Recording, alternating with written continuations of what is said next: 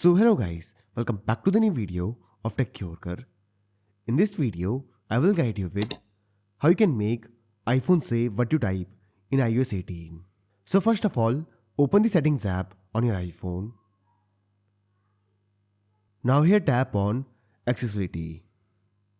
Under the vision section, tap on spoken content.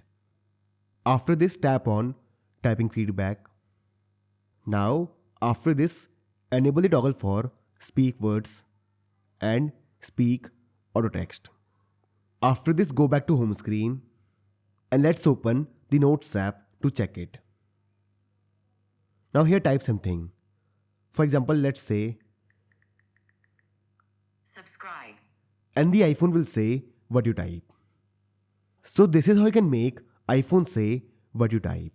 So I hope you find this video useful. And if you do, then don't forget to like this video and subscribe our channel.